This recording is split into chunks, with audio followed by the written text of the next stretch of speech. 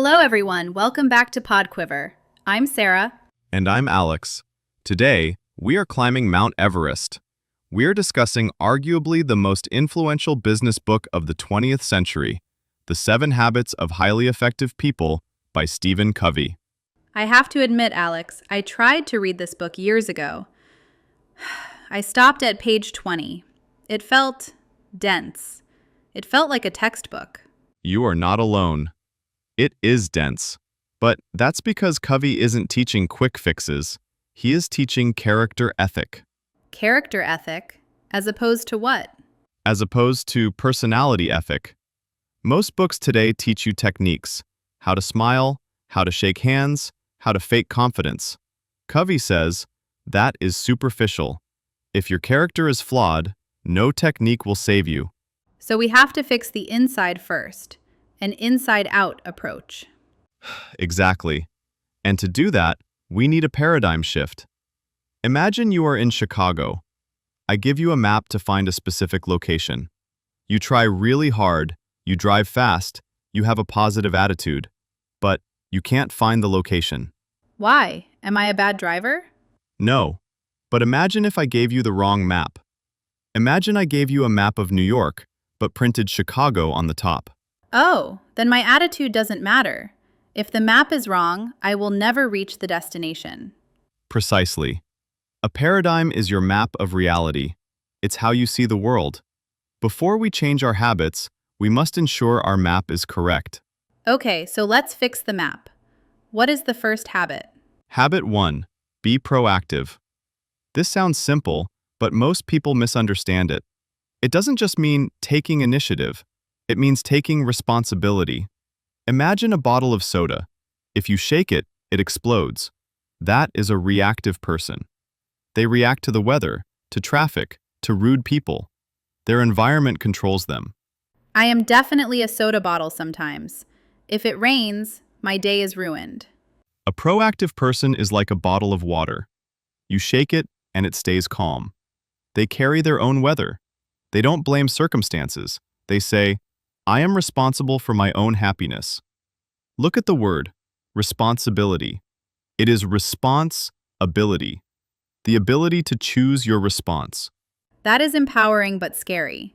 Because if I am responsible, I can't blame my boss anymore. Correct. And this brings us to the famous circles, the circle of concern and the circle of influence. I see 2 circles, a big one and a small one inside it. The big circle is the circle of concern. These are things you worry about: the economy, the war, the weather, what people think of you. And the small one? The circle of influence.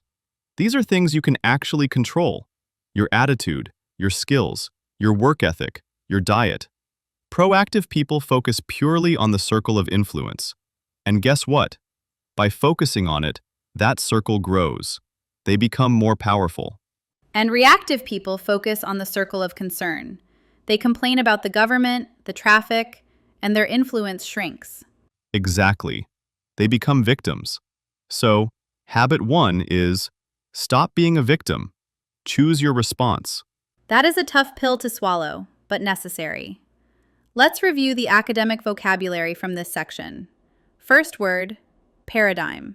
A paradigm is a typical example or pattern of something, a model or a worldview, like the map in our example. Second, proactive. Creating or controlling a situation by causing something to happen rather than responding to it after it has happened. Third, reactive. Acting in response to a situation rather than creating or controlling it, being a soda bottle. And finally, determinism. The doctrine that all events, including human action, are ultimately determined by causes external to the will. Habit 1 fights against determinism. So, we have taken control of ourselves. But now, what do we do with that control? Where are we going? Covey has a very dark but powerful exercise for this. He asks us to imagine our own funeral. We will talk about habit 2 in the next part.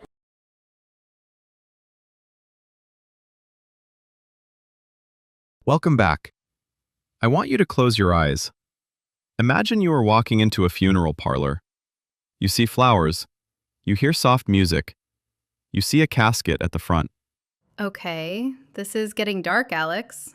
Stay with me. You walk up to the casket.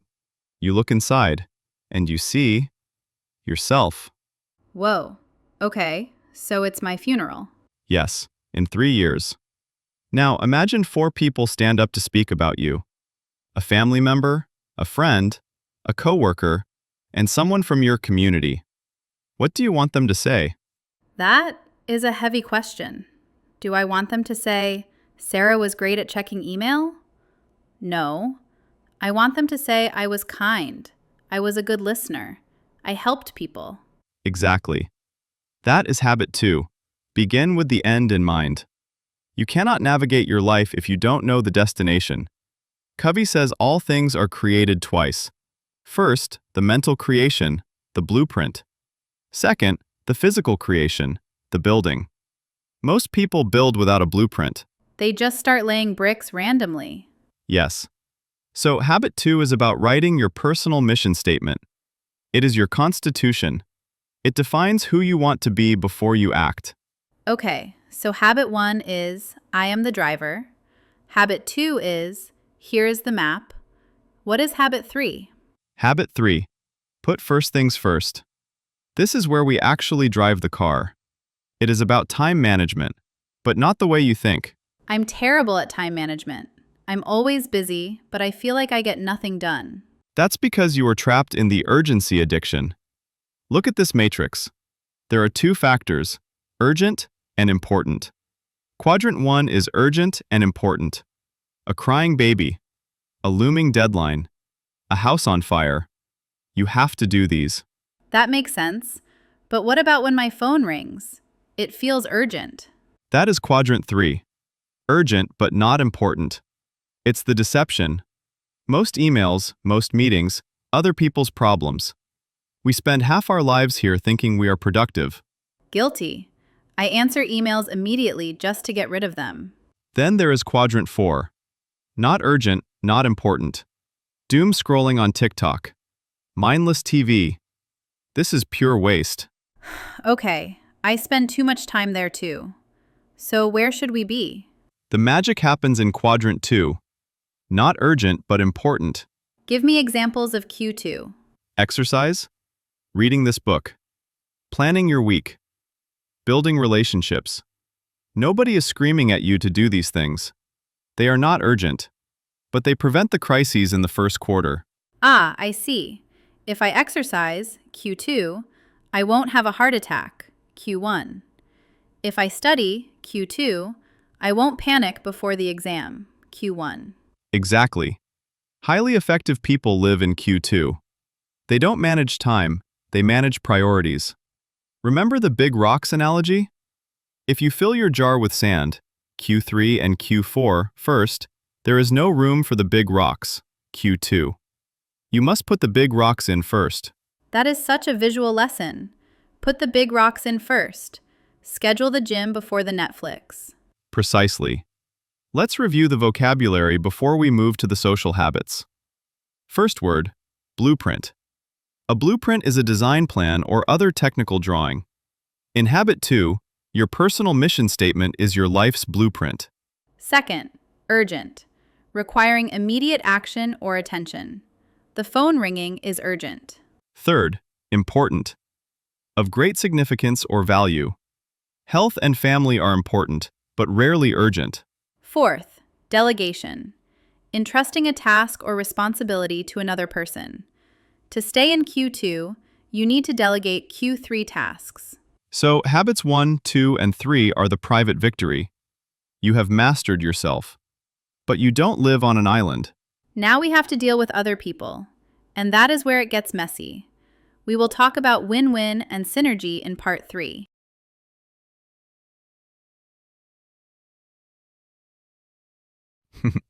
Welcome back to part 3. We have mastered the private victory. Now we move to the public victory. This is where we deal with relationships. Before we look at the habits, Covey introduces a beautiful metaphor: the emotional bank account. Emotional bank account. Does it pay interest? In a way, yes. Every relationship you have is like a bank account. When you are kind, keep promises, or apologize, you make a deposit. You build trust. But when you are rude, break promises, or ignore someone, you make a withdrawal. If you make too many withdrawals, your account goes bankrupt. Trust is gone. That is so true. Once trust is bankrupt, everything you say is suspicious. Even if you say good morning, they think, what does he want? Exactly. So keep your account high. Now let's look at habit 4. Think win-win. Win-win. That sounds nice, but isn't life a competition? For me to win, you have to lose. Like sports? That is win-lose thinking. It's based on the scarcity mentality, the idea that there is only one pie. Covey teaches the abundance mentality. There is plenty out there for everyone. Win-win means, I want to get what I want, but I also want you to get what you want. If we can't find a solution that helps us both, we agree to no deal. No deal? Yes, it's better to walk away than to have a win-lose deal that destroys the relationship, the bank account. Okay, win-win requires negotiation, which brings us to communication. Habit 5. Seek first to understand, then to be understood. This is, in my opinion, the most important skill in the entire book. Seek first to understand. That means listening, right? Yes, but not normal listening. Sarah, be honest. When someone is talking to you, are you listening to understand, or are you listening to reply? Busted. I'm usually preparing my answer. I'm waiting for my turn to speak. We all do it. That is called autobiographical listening. We filter everything through our own life. Covey says we need empathic listening. You must listen with the intent to really understand their perspective, emotionally and intellectually. You have to step into their shoes. That's hard. It requires patience. It takes time, but it saves time. Because once people feel understood, they lower their defenses. Then, and only then, can you try to be understood. So, if we have a high bank account, we think win-win, and we listen, what happens next? Magic happens. Habit 6. Synergize. Synergy. That's a corporate buzzword. What does it actually mean? Ideally, it means 1 + 1 = 3. Alex, your math is terrible. In arithmetic, it's wrong. In relationships, it's right.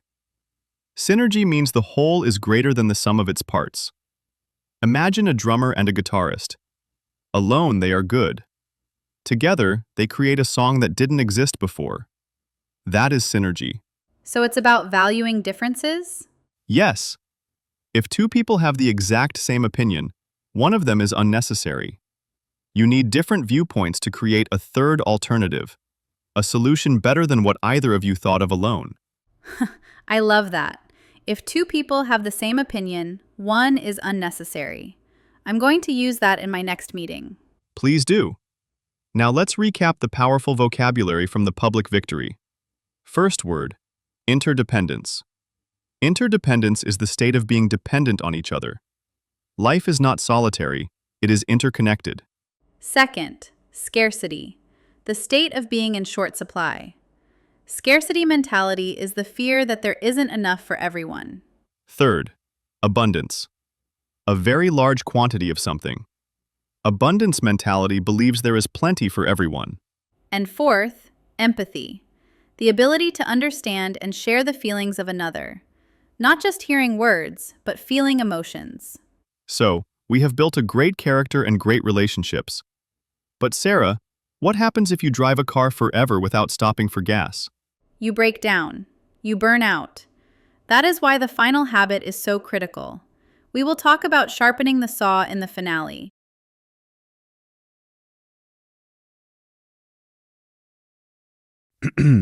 Welcome to the finale. To explain habit 7, I have to tell you a quick story. Imagine you walk into a forest and see a man sawing down a tree. He is exhausted. He has been sawing for 5 hours. You ask him, "Why don't you take a break and sharpen your saw? It would go much faster." And let me guess. He says, I don't have time to sharpen the saw. I'm too busy sawing. Exactly. It sounds ridiculous, right? But Sarah, how many people do you know who say, I'm too busy to exercise, or I'm too busy to read? Okay, I feel attacked. I say that all the time. I'll sleep when I'm dead. That is the recipe for a dull saw. Habit 7, Sharpen the Saw, is about preserving and enhancing your greatest asset, you. So it's basically self-care? It's deeper than self-care. It's about renewal in 4 dimensions: physical, spiritual, mental, and social. You need balance in all 4. 1. Physical. Exercise, nutrition, and stress management. If your body breaks down, you can't be proactive. 2. Spiritual. This doesn't necessarily mean religion, right? It could be meditation, music, or walking in nature, connecting to your value system. Correct. 3. Mental. Reading, writing, planning. Most people stop studying after they leave school. Their minds atrophy. You must keep learning. And 4. Social, emotional. This is about service, empathy, and synergy, making deposits in the emotional bank accounts of others. Exactly. If you ignore one area, you become unbalanced. You can't be spiritually enlightened if you are physically falling apart. So habit 7 makes all the other habits possible? Yes, it's the engine. It allows you to move in an upward spiral. Improvement is not a straight line. It's a spiral. We learn, we commit, and we do. Then we learn more, commit more, and do more. We keep climbing. I love that image. We are never finished. We are always becoming better versions of ourselves. Precisely. So, let's wrap up this massive journey. We went from being reactive victims to proactive leaders, from independence to interdependence. It's a lot to take in. But Alex, if our listeners only remember one thing from this entire series, what should it be? Start with habit 1. Realize that you are the programmer. You are not your habits.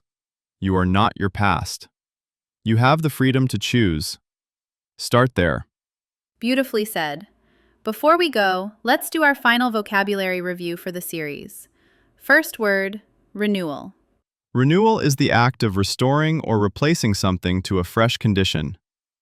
Habit 7 is about self-renewal. Second, dimension. An aspect or feature of a situation. We have 4 dimensions of health: physical, spiritual, mental, social. Third, stamina. The ability to sustain prolonged physical or mental effort. Sharpening the saw builds stamina. And finally, sustainable. Able to be maintained at a certain rate or level. Without rest, success is not sustainable. Thank you for climbing this mountain with us. The 7 Habits is a lifelong journey, not a one-time read.